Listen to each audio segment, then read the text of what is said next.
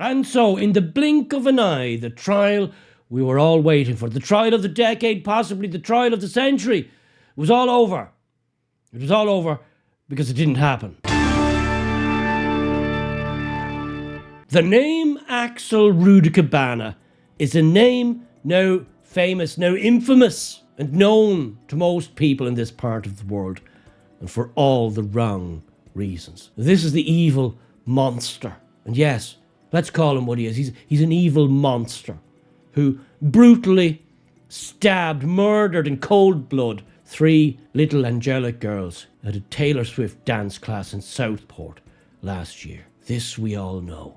He also attempted to murder their teachers and other people who were there. It was a frenzied attack. It was an evil act that's difficult for an ordinary person to comprehend. But it happened.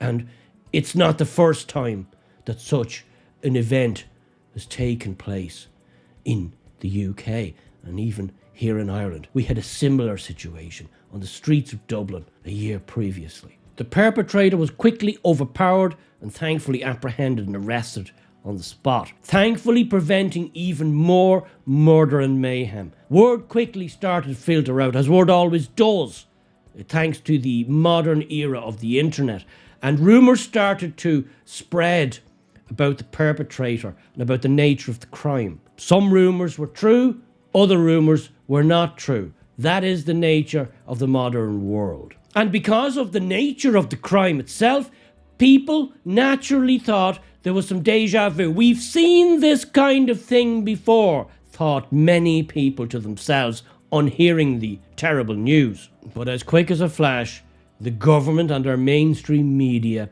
puppets sprang into action and said, no, don't look at all of those crazy rumours that you might be seeing flying around. Listen to us. We are the beacons of truth. We are the disseminators of knowledge. He's a Welsh choir boy, and his name got released, Axel Rudakubana. People thought that doesn't sound very Welsh. And lo, the press released these carefully selected photographs. And as we all now know, they didn't release this one. Just look at those cold, dead eyes.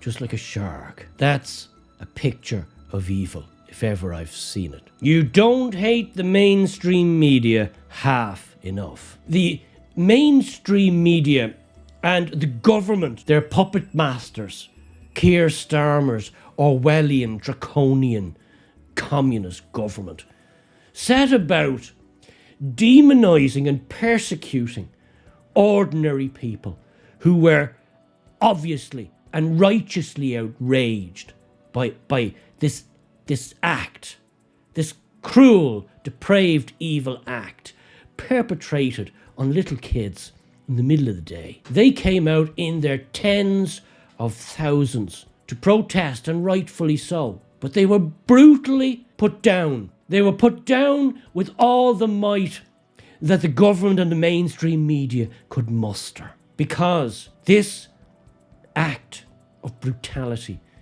and evil was another instance of their great global, naive, multicultural experiment having been shown to be a crock of shit. Our governments, both here in Ireland and in the UK, take the ordinary public, the ordinary citizen, for absolute fools, for mugs. And so do the mainstream media.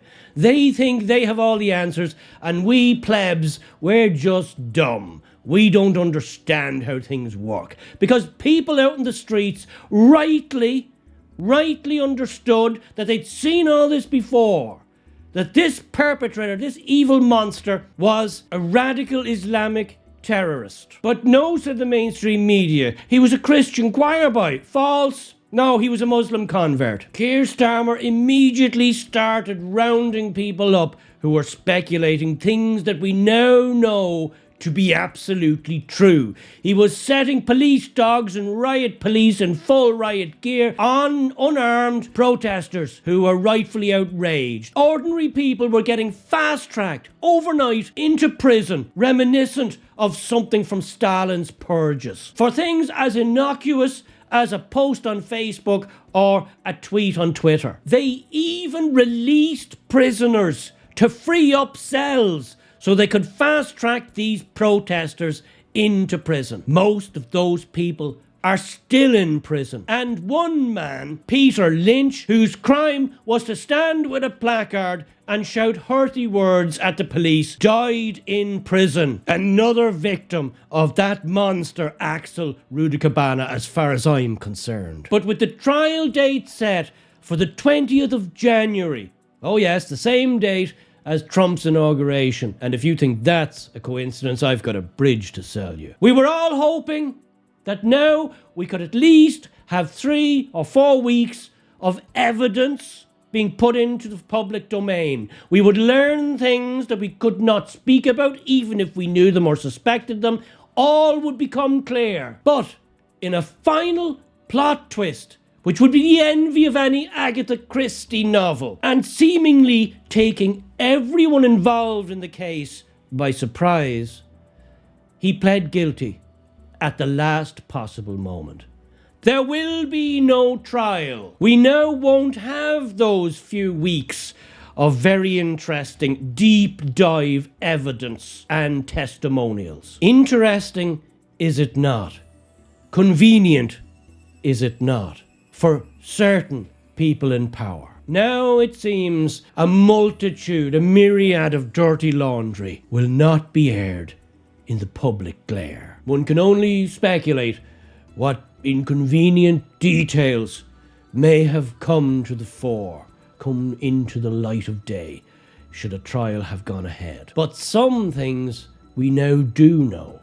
Axel Rudakubana wasn't unknown to the authorities. In fact, he was referred 3 separate times to the government's anti-terrorism watchdog, Prevent. But he was deemed not to be motivated by a terrorist ideology or pose a terrorist danger, and was therefore not considered suitable for the counter-radicalisation scheme. This was despite Rudakubana being referred in 2019 for looking up school massacres on school computers, being referred in 2021 for viewing material on Libya and the 2017 terrorist attacks in London, and being charged with possession of an Al-Qaeda training manual. The authorities were well aware of Axel Rudakubana and his predilections for Islamic terrorism. It also seems he had a kill list and was obsessed with extreme violence. According to one student who was at school with Rudakubana and remembered him well, she was asked, "Did you know the kid?"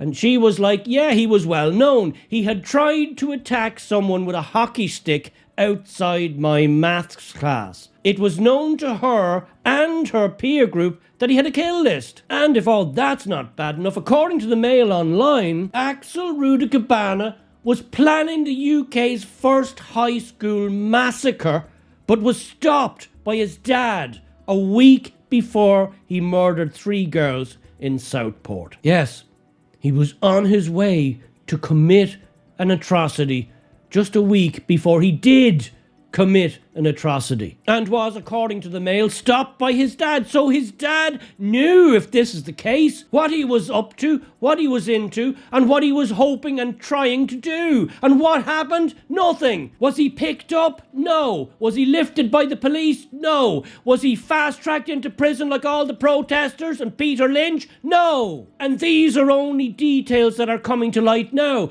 Imagine what might have come to light in 3 or 4 weeks of intense court action. Look, I don't know about you, but as far as I'm concerned, something about this whole thing seems off. Something seems very, very rotten. Did political correctness play a part, just like it did in the grooming gang scandal? Was there a hands-off approach? And if that's the case, and I'm not saying it was, but if it was, how many more Axel Rudakubanas are wandering around the highways and byways of the UK, and I would say in Ireland too? Because we have exactly the same open borders mess over here. And something else occurred to me when I saw this event unfolding. It was very reminiscent and very deja vu of a case we had here in Ireland with an Iraqi Muslim immigrant, another unhinged lunatic, evil monster, Yusuf Palani, who went on a killing spree, deliberately targeting homosexual men. He murdered two in the most depraved, despicable way, defiling their bodies after he killed them, and he almost murdered a third, taking his eye out. Luckily, that man managed to survive. And despite being only in his early 20s, the authorities uncovered hundreds of thousands of euros in cash at his home. Again, this was going to be very embarrassing for the government. It would have been a trial that would have laid bare the whole nightmare, the whole mess, the whole dysfunction of open borders and taking people from backward, dysfunctional and brutal countries and cultures into a safe, settled society. What happened to that trial? There was no trial. He, again, pled guilty and it all went away. Is this a playbook for governments now? Are there backroom deals being done in order to get the right plea and in order to make very embarrassing public trials not necessary? Now, I'm not saying that's the case. How could I possibly know? But you can make your own mind up on that. I know I have. We all await the sentencing of Axel Rudakubana with bated breath. Will justice be served? We shall see. If it were down to me, I'd reinstate the death penalty for crimes like this. But we shall see what the British justice system has to say in this case.